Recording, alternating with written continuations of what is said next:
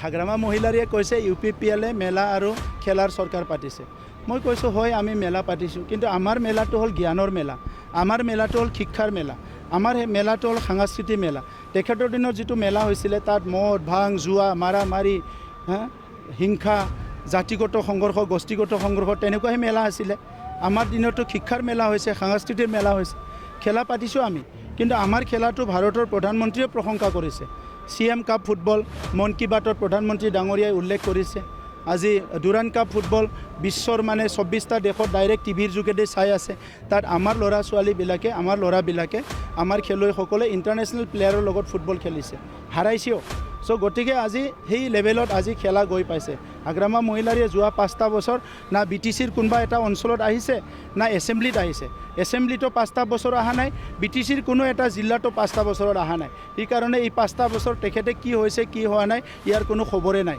হিংসা কৰাটো UPPLৰ নহয়, BPFৰহে এটা নীতি আছিলে। তেখেতসকলৰ দিনত বহুতখিনি হিংসা হৈছে, আমাৰ দিনত নহয়। আজি UPPL দলৰ আমাৰ নিৰ্বাচনী সভা ভেৰগাঁও সাব ডিভিজনত এটা বিশাল জনসমাগমত আয়োজন কৰা হৈছে। আজি যিসকল আমাৰ দাদা বাইদেউসকল ভাই ভনীসকল আহি উপস্থিত হৈছে, যিসকল UPPLৰ দলৰ শুভাকাংক্ষী আজি আহি উপস্থিত হৈছে, মই সকলোকে ধন্যবাদ জনাইছোঁ। 5 বছৰৰ পিছত মই আজি দেখিবলৈ পাইছোঁ UPPL মডেলৰ ৰাজনীতি সকলো একচেপ্ট কৰিছে। UPPL মডেলৰ ৰাজনীতিটো সকলো বুজি পাইছে। যি ৰাজনীতিত 26টা জনগোষ্ঠী আৰু 35 লাখ জনগণক লৈ আগুৱাই যোৱাৰ এটা পৰিকল্পনা আছে। 35 লাখ জনগণৰ শান্তি সম্প্ৰীতি সমন্বয় আৰু সুৰক্ষাৰ কথা আছে। আৰু সকলো জাতি জনগোষ্ঠীৰ স্বাভিমান জীয়াই ৰখাৰ কাৰণে, ভাষা সংস্কৃতি জীয়াই ৰখাৰ কাৰণে, সকলো জনগোষ্ঠীৰ ৰীতি নীতি সংস্কৃতিবিলাক জীয়াই ৰখাৰ কাৰণে UPPL মডেলৰ ৰাজনীতিত বহুতখিনি স্থান আছে, বহুতখিনি এজেণ্ডা আছে। তো সেইকাৰণে আহি থকা নিৰ্বাচনত 40টা সমষ্টিত আমাৰ সুন্দৰকৈ কাম হৈ আছে। সকলো জাতি জনগোষ্ঠী ওলাই আহিছে আৰু জানুৱাৰী মাহৰ পৰা আমি যিটো কাম কৰিলোঁ আজি দেখিবলৈ পালোঁ যে 40টা সমষ্টিত এনেকুৱা এটাও সমষ্টি নাই য'ত UPPLৰ পৰিয়াল 7,000তকৈ কম আছে। 7,000 পৰিয়াল আমাৰ আছে, 21,000 ভোট আমাৰ আছে। গতিকে আহি থকা নিৰ্বাচনত একক সংখ্যা গৰিষ্ঠ লৈ UPPLে চৰকাৰ গঠন কৰিব গৈ আছে, এইটো নিশ্চিত। চাওক, 5টা সমষ্টিত এটাও সমষ্টি হাৰিব বুলি ক'ব নোৱাৰোঁ। আপোনালোকৰ তাত কি তথ্য আছে মই নাজানো। মই অলপ আগতে ক'লোৱে 40টা সমষ্টিত এনেকুৱা এটা সমষ্টি নাই য'ত আমাৰ 7,000তকৈ কম পৰিয়াল আছে। নোনাই চেৰফাঙতো আমাৰ 8,000 পৰিয়াল আছে। ভেৰগাঁৱত আমাৰ 9,000 পৰিয়াল আছে। খালেংদুৱাৰত আমাৰ 8,500 পৰিয়াল আছে। খৈৰাবাৰীত আমাৰ 9,000 পৰিয়াল আছে। মুদৈবাৰীত আমাৰ 8,000 পৰিয়াল আছে। গতিকে কোনটো সমষ্টি হাৰিব এইটো আপোনালোকেই ক'ব লাগিব। আমাৰ মতেতো 5টা সমষ্টিয়ে জিকি আছে। চাওক, মুখ্যমন্ত্ৰী ডাঙৰীয়া যিহেতু BJP দলৰ পৰা আহিছে, BJP দলে যিহেতু ইলেকশ্যন খেলিছে, নিশ্চয় মুখ্যমন্ত্ৰী ডাঙৰীয়া আহিব দলৰ প্ৰচাৰৰ কাৰণে। এইটোতো কোনো এটা এনেকুৱা ক'বলগীয়া বা কিবা এটা আৰ্গুমেণ্ট কৰিব লগা কথা নহয়। চব দলৰে নেতা আহিব, কেম্পিং কৰিব। নিৰ্বাচনটো গণতান্ত্ৰিক দেশত এনেকুৱাই হয়।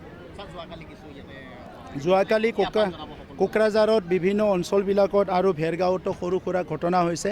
মই আমাৰ দলৰ সকলো নেতা কৰ্মীসকলক আহ্বান জনাওঁ আৰু অইন দলবোৰকো আহ্বান জনাওঁ যে বড়োলেণ্ডৰ এতিয়া শান্তিৰ এটা বাতাবৰণ চলি আছে। সেইকাৰণে নিৰ্বাচন এটা গণতান্ত্ৰিক প্ৰক্ৰিয়া, ইয়াত যাতে কোনো হিংসাৰ আশ্ৰয় নলয় বা তেনেকুৱা হিংসাৰ কিবা এটা চিন্তা কৰি যাতে কোনো কাম নকৰে, মই সেইটো আহ্বান কৰিছোঁ।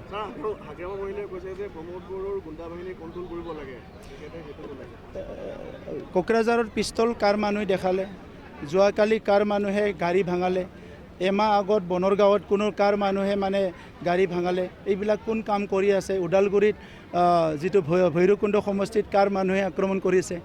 গতিকে আজি গুণ্ডা বাহিনী কাৰ কৰি আছে সেইটোতো চবেই দেখা পাই আছে। গতিকে UPPL দলৰ নেতা কৰ্মীবিলাকক মই যথেষ্ট সংযম হ'বলৈ কৈ আছোঁ।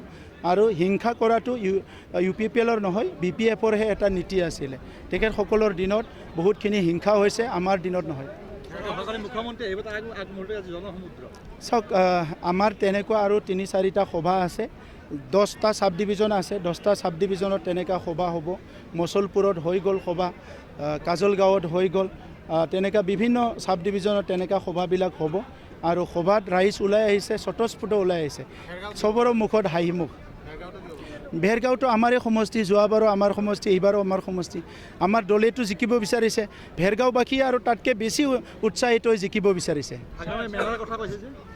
চাওক হাগ্ৰামা মহিলাৰীয়ে কৈছে UPPL মেলা আৰু খেলাৰ চৰকাৰ পাতিছে মই কৈছোঁ হয় আমি মেলা পাতিছোঁ কিন্তু আমাৰ মেলাটো হ'ল জ্ঞানৰ মেলা আমাৰ মেলাটো হ'ল শিক্ষাৰ মেলা আমাৰ মেলাটো হ'ল সাংস্কৃতিক মেলা তেখেতৰ দিনত যিটো মেলা হৈছিলে তাত মদ ভাং জুৱা মাৰা মাৰি হিংসা জাতিগত সংঘৰ্ষ গোষ্ঠীগত সংঘৰ্ষ তেনেকুৱাহে মেলা আছিলে আমাৰ দিনতো শিক্ষাৰ মেলা হৈছে সাংস্কৃতিক মেলা হৈছে খেলা পাতিছোঁ আমি কিন্তু আমাৰ খেলাটো ভাৰতৰ প্ৰধানমন্ত্ৰীয়ে প্ৰশংসা কৰিছে CM কাপ ফুটবল মন কী বাতত প্ৰধানমন্ত্ৰী ডাঙৰীয়াই উল্লেখ কৰিছে আজি ডুৰাণ কাপ ফুটবল বিশ্বৰ মানে 24টা দেশত ডাইৰেক্ট টিভিৰ যোগেদি চাই আছে তাত আমাৰ ল'ৰা ছোৱালীবিলাকে আমাৰ ল'ৰাবিলাকে আমাৰ খেলুৱৈসকলে ইণ্টাৰনেশ্যনেল প্লেয়াৰৰ লগত ফুটবল খেলিছে হাৰাইছেও চ' গতিকে আজি সেই লেভেলত আজি খেলা গৈ পাইছে হাগ্ৰামা মহিলাৰীয়ে যোৱা 5টা বছৰ না BTCৰ কোনোবা এটা অঞ্চলত আহিছে না এছেম্বলিত আহিছে এছেম্বলিতো 5টা বছৰ অহা নাই BTCৰ কোনো এটা জিলাতো 5টা বছৰত অহা নাই সেইকাৰণে এই 5টা বছৰ তেখেতে কি হৈছে কি হোৱা নাই ইয়াৰ কোনো খবৰে নাই